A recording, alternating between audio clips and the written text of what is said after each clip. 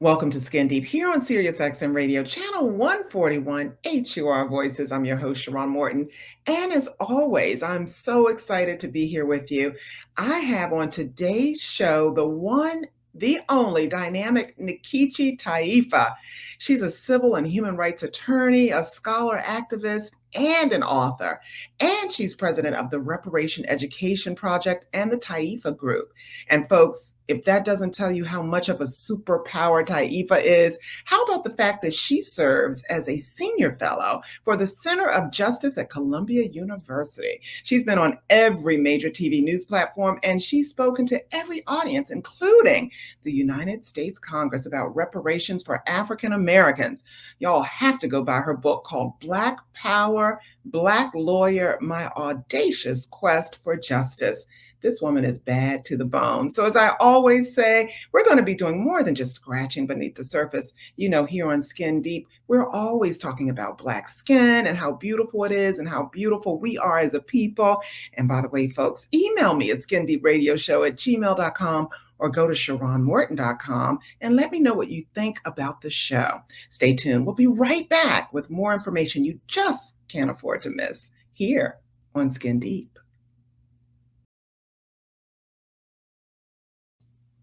Welcome back to Skin Deep. As I mentioned before the break, I have the powerful and audacious freedom and reparations fighter, Miss Nkechi Taifa, here on SiriusXM Radio. Welcome to Skin Deep, Nkechi. Sharrarne, I am so thrilled to be with you on Skin Deep. How are you, my sister? I'm so good. I'm so good. I finally have her on the show, folks. I have been wanting her on this show since I met her through our very good friend Pam Perry. So I'm so glad you're here, Nkechi. Listen, I have a lot to cover and we don't have a lot of time. So I have got to find out from you. What does your name mean, Nkechi Taifa, and what made you decide to become a civil and human rights attorney? All right, now. So my name, Nkechi, my first name means God's gift.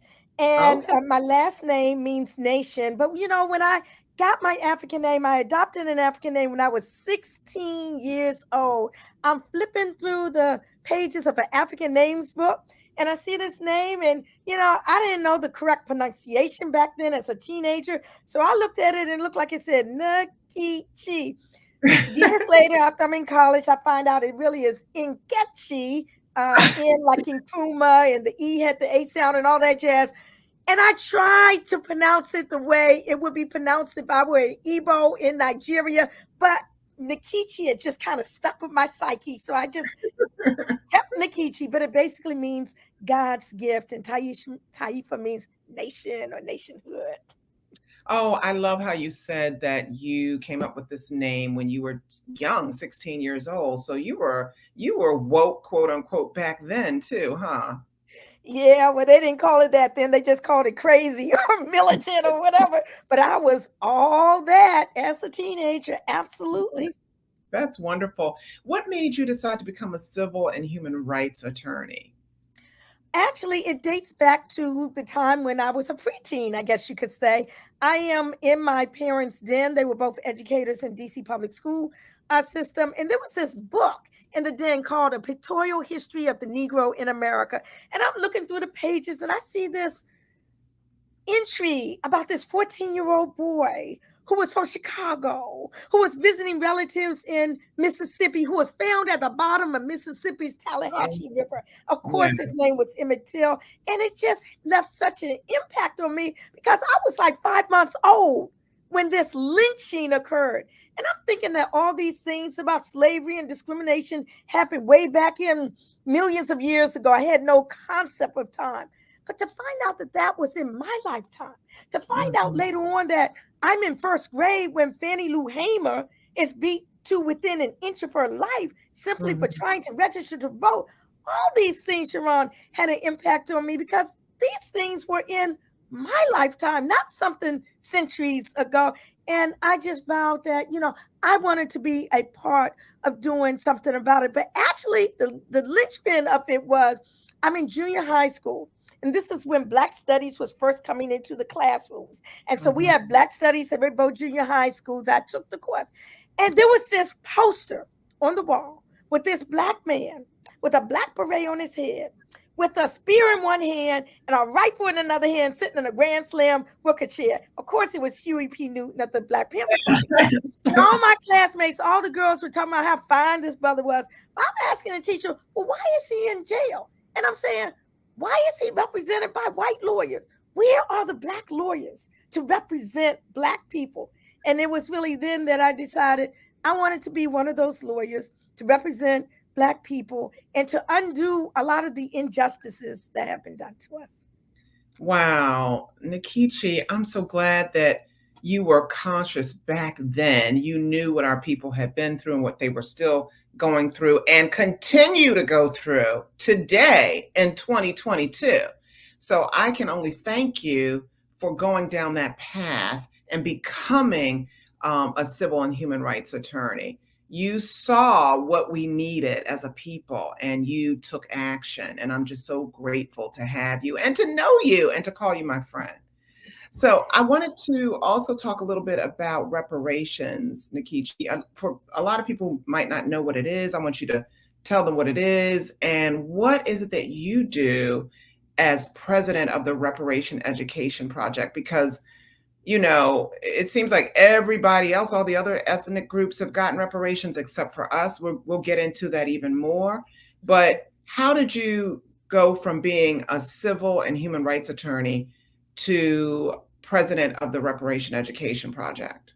So actually, I was involved in the reparations movement before I was a civil and human rights attorney. And then I'm going to go back to my teenage years because I'm helping sell Black Panther Party newspapers on the streets of Washington, D.C. I was never a Panther, but I used to help sell their papers. And one day I sat down on the curb and actually opened up the paper and saw their 10-point program, What We Want, What We Believe. And point number 3 talked about payback from slavery. And I said, well, that makes a lot of sense. And intrinsically within my bones, I just knew that it was right, even though I didn't know a whole lot. I didn't know about the massacres in Tulsa, Oklahoma, or Lane, Arkansas, Wilmington, North Carolina. I didn't know about a lot of the things that I know about today, but in my bones, I just knew it was something to be struggled for.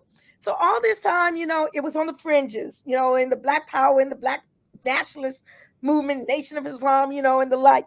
But it hadn't hit the mainstream. But as part of that whole struggle, I was always talking about the issue of reparations.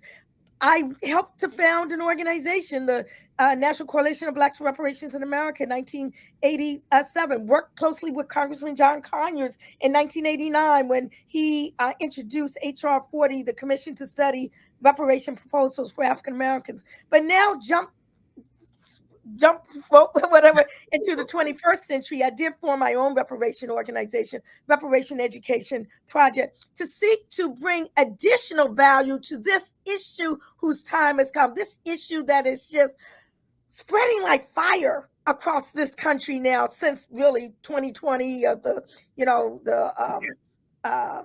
George Floyd, murders and the like. Everything's coming to the fore, and reparations is one of those issues that's coming to the fore as well. Finally. So explain to people who don't know, what is reparation? Reparations, yes, indeed. Reparations are forms of compensation that are provided to those who have suffered gross human rights abuses or other forms of widespread systemic injustices, such as in the aftermath of war or enslavement, in the like.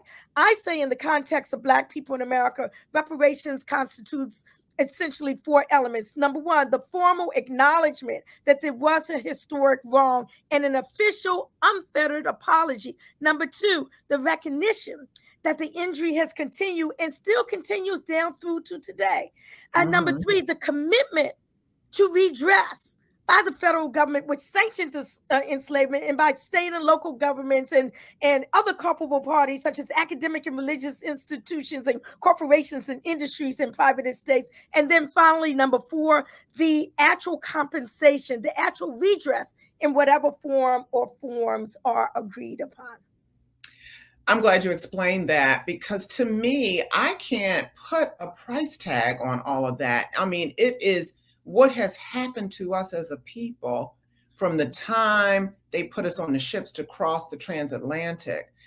to now, I mean, I don't know what number you can put on it. And by the way, whatever happened to our 40 acres and a mule? That was real. That was reneged on, but I want to find out how is it or what is it that you can do to come up with a number. And also, I believe somebody did apologize. Was it one of the presidents? I can't remember Okay.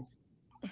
So I about this apology, both the House of Representatives and the Senate passed apology bills, but the Senate bill said you cannot use our apology to justify any claim for reparations. So it Are never you was signed by the president, never became law. The audacity, the the audacity. audacity? Yeah. Oh my God. So Okay, and there's never go been ahead. an official, well, I say unfettered apology, never anything that was signed into law by, by government. Um, Let me see. And You then the asked me. price tag, what number? Oh, okay, What? so that's something else. Thank you for saying that. How do you put a price tag on over 400 years of what we went through? Another group that I'm involved with called NARC, the National African American Reparations Commission, says no amount No amount. no amount of material resources can ever compensate for the ma'afa. That's like what we call the Holocaust of the enslavement era and its living legacies that last down through today. So what will end up happening, Sharrarne, is what we call a negotiated settlement. It's not something that the culpable parties say, well, we're going to give you this to make amends. It's something that has to come from us, from the injured parties ourselves. Now, some people talk about closing the black-white wealth gap. That's absolutely essential, but that is not even the end all to a No, reparations settlement. What we talk that's the about start. in That's a start, a small start, it's a start, but we which should must have been not. done anyway. It is a start, but we must not just rest on that. The harms, I always say, the harms from the enslavement era and beyond were multifaceted. Thus, the And remedies must be continue, multifaceted as well. will continue to affect us generations later. That's Yes. that's why I get so angry when people say, "Oh, well, slavery is over." No, it's still affecting us. And prison is nothing but the new slavery. The pipeline from school to prison, that's You got slavery. Okay, so you don't get got me started. So listen, we only have a minute and a half left of this segment. I want people to know where they can reach you or how they can reach you or where are you on social media? Tell everybody. Yes, well, I'm all over social media, but you got to spell that name Nkechi Taifa, Nkechi Taifa. But my organization, you can go to the website, to the internet, www.reparationeducationproject.org. And that's reparation without the S, reparationeducationproject.org. And when we come back, Nkechi, we're going to talk about your book. I can't wait to talk about that. So listen, folks, I want you to stay tuned right here on SiriusXM channel 141. We will be right back after this break with the powerful Nkechi Taifa. Okay, folks, welcome back to Skin Deep here on SiriusXM Radio, channel 141 HUR Voices. I am here with the civil and human rights advocate, attorney, author, reparations advocate, all of that, Miss Nkechi Taifa, and she is breaking it all down. Nkechi, tell me, why is it so hard for people to, or the government, whomever, to accept the fact that Black folks deserve reparations because so many other ethnicities have gotten reparations? Why can't we? It is so very daunting. In fact, Sharrarne, many people don't realize that reparations were in fact paid at the end of the enslavement era. They just weren't paid to us. They were paid to our former white slave owners. In Mm, 1987, in 1988, in this country, Japanese Americans received reparations for their unjust incarceration during World War II.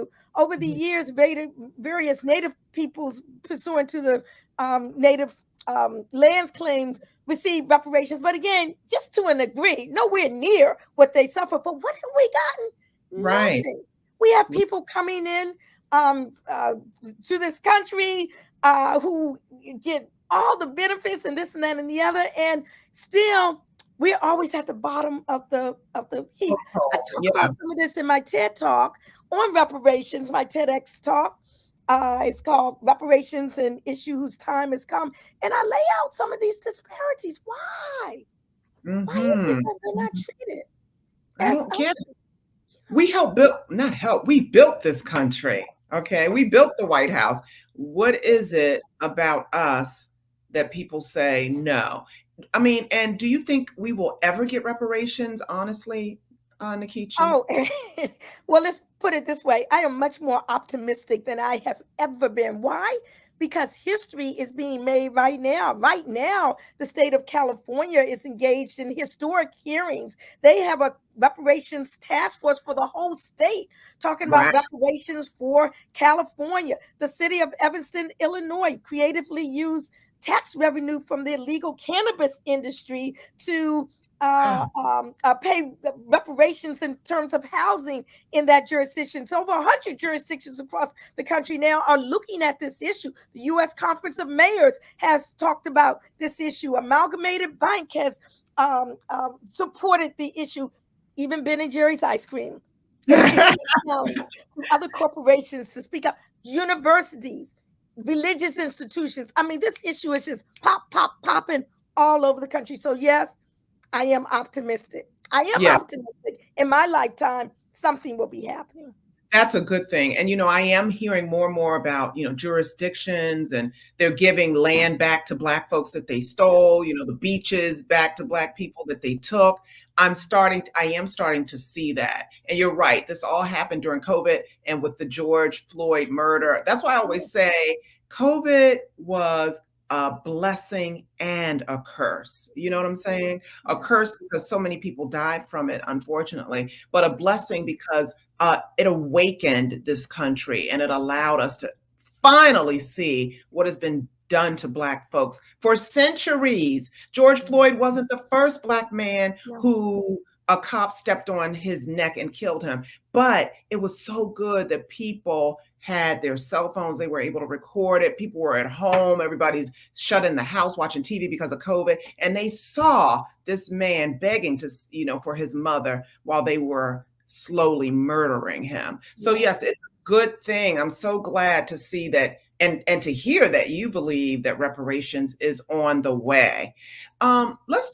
Let's pivot and talk about your book. I love the title, Black Power, Black Lawyer, My Audacious Quest for Justice. Let me say that again.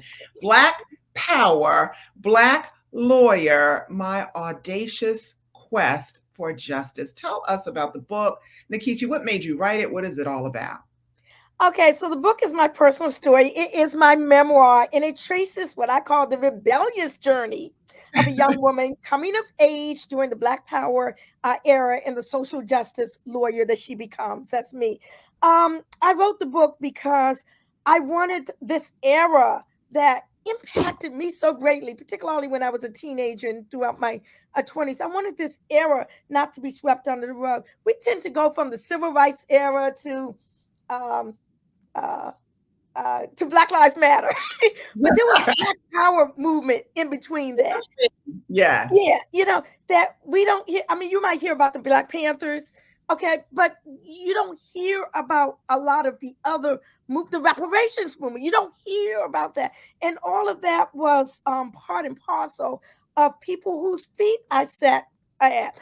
I sat at the feet of elders who basically have become just footnotes in history or wiped out of the history books entirely, such as Queen Mother Audley Moore, who was a Garveyite during the 20s, who didn't pass until 1997, but kept the issue of reparations alive for her entire life, influencing civil rights movement, influencing the Black Power movement, influencing Nation of Islam, influencing leaders across the world on the issue of reparations. I sat at the feet of Imari Obadeli of the Republic of New Africa. Most folk have never even heard of him. The feet of the elder Chokwe Lumumba, who later became mayor of Jackson, Mississippi. His son now holds that position. That position, and I learned a lot, and I wanted the things that I learned from them to be able to pass on to future generations. And a whole lot of that is in Black Power, Black Lawyer. But it's my personal story too.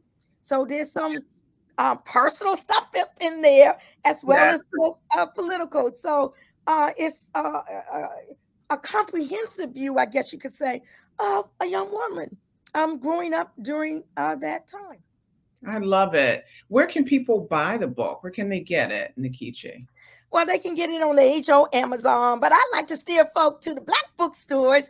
There's Yes. one in particular online called AALBC, that stands for African American Literature Book Club. Actually, my book has been like a 10-time bestseller on AALBC, Oh, AALBC.com. They have all of my books. They have Black Power, Black Lawyer, and I have 3 children's books, Shining Legacy, The Adventures of Kojo and Amma, and 3 Tales of Wisdom.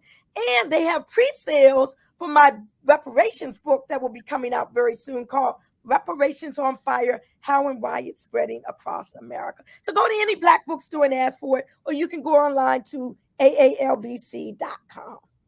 and listen, I want to know, when do you get to sleep? Because all of this work you're doing, all this great work, I thought I was busy, Nkechi, fighting to get my 7 to 8 hours a night. When do you get to go to sleep, girl? Because you are out here killing it, working hard for the people.